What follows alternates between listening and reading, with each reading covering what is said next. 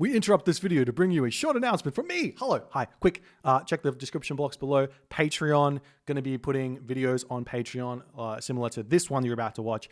If you want to be supporting me, go check that out. If you're on, if you would rather support me on Twitch, or you already are, definitely join the Discord. I'm going to be putting up these guides in text format or image format for you guys to check out as well. But enough of your time being taken up. Please enjoy the video. So, all right, so we're going to be going in and we're going to be looking at the Uranus build on Anatolia. And the idea behind this is that you should not do any strategy other than a 5:15, like 5 minute to 5:30 advance with 18 fishing ship. If you do any other strategy, you run into if you do any one side strategies, you run into a player either sacrificing that location and taking the other location on the top, where you don't manage to, like, you have to spend more resources to win that side than he does to have to just move to the top side and still have 18 fish. So that doesn't work. Other options are advancing fast and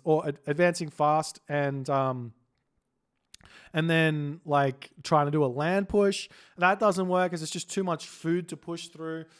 The only strategy I see as viable for anything other than a 18 fishing ship build is potentially Loki doing a all in on land with flaming weapons. And the only reason that works is because you kill the town center before they just don't see it coming, basically. If they see it coming, they'll have units out and they'll defend. So I'm going to show you Uranus. I think Uranus, Gaia is kind of the easiest of the three, but Uranus, Kronos are the hardest ones to get this to work on because they have slow villages.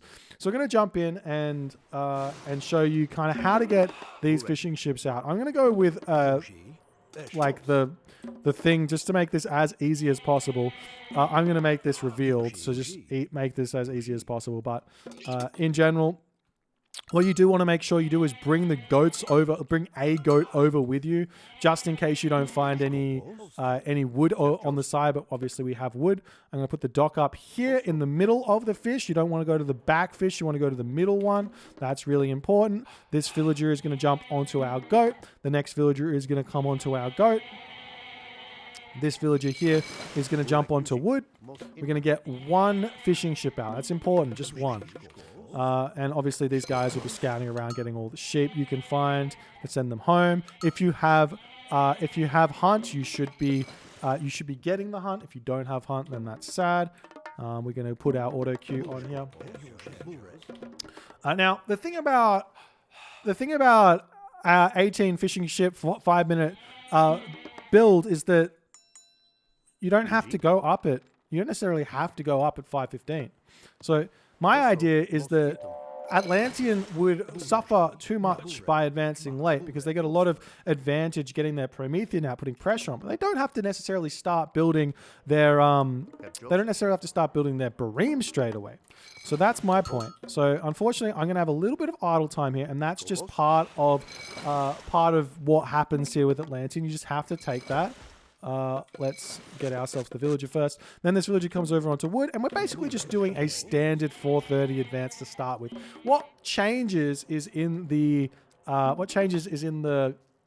while you go into the classical age, basically. So we go 6 fishing ship here first. Need to check this villager. This is important. You look at the villager. When this villager is at 90%, then we go and check our dock and we dump our fishing ship in. So dock, fishing ship, dump, go, and we get that villager out in time. It feels great. Okay, so we get the next fishing ship out. We're going to get up to 6 first. Yada, yada, yada. One thing you can do is you can bring your oracles back here to heroize. That can be important to like valor the oracles and the citizen. Okay, we get that last fishing ship out. This villager needs to be on wood here. Again, force drop if you need to. And in fact, let's show this part of the strat off. Boom, boom, boom. I'm gonna make you shoot that, and we're gonna get that temple up. Now, temple comes up. Beautiful. Don't need any more villagers just yet. Keep making fishing ship. When this gets to about, let's say 75%, the far fishing ships need to come back. When this gets to 90%, we bring in the rest of these fishing ships. And we are going to have a little bit of idle time yet again. But, you know, such is life. And we're going to go up. Everything over to wood except one villager comes over here. Keep spamming these fishing ship out. We need 2 more over here. We're going to get this dock up on the top side here as soon as we can. And then we're going to build a house. We're going to build a house with our gold villager, not with our wood villagers, because we need as much wood as we possibly can. We do not need any more fishing ship on that side. So we get that up. Boom. Good. Dock coming down. These guys ready to valor, and we'll be moving forward with them shortly. You can also just valor up here, but, you know, why do that when you don't need to? This next dock is going to come up over here, and then we're going to put a dock with this villager over on this location here. Get those fishing ships started. Get the dock up. Boom. And we're going to start getting our fishing ships out. And now we can actually... Oh, I need to get that villager coming. And now we can actually start thinking about getting our Bareem out. So this is going to get us our fishing ship out. This is going to get us everything we need. So we can start thinking about Bareem now, right? So we're still putting the pressure on, but we're getting all of those fishing ships out. And the thing is, you're going to be behind. 5:30-ish maybe is when we're going to be able to have all of our fish. But we're still putting the pressure on. We're still getting all of that early pressure that Uranus loves. And it's still, this is probably, in my opinion, the best way to go here for Uranus. And I don't really see another way to do it here. You get the Bareem out. You're putting pressure on. You're getting your fishing ships at the top here, and you're good to go. The only thing we're missing at this point would be to get Persine, so we can get that a little bit later than everyone else would. And we get one more fishing ship, and then we get our Persine, and we feel good about ourselves. Essentially, we can stop building Bareem here as well. You've got to judge that based on what your opponent's doing in order to get ourselves our Persine out. And you can see we can get, it's kind of, this makes sense.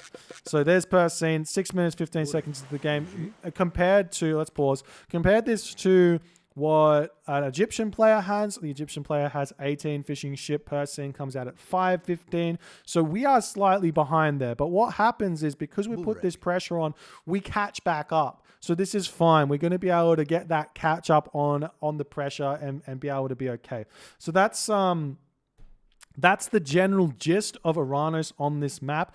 I think that if you go for there might be a world in which you can figure out how to make 5:15 work. But if you go 5:15, you lose this initial pressure that is so vitally important for Uranus and giving you that edge in the matchup. So I do think that this is still the way to go. I think that you just get those technologies later, you get those fishing ships later, and now your food situation goes through the roof. You can throw barracks down, you can throw counter barracks down. You've got 4 docks up, which normally wouldn't happen, and it's going to be the best way to play this in a 1v1 on Anatolia.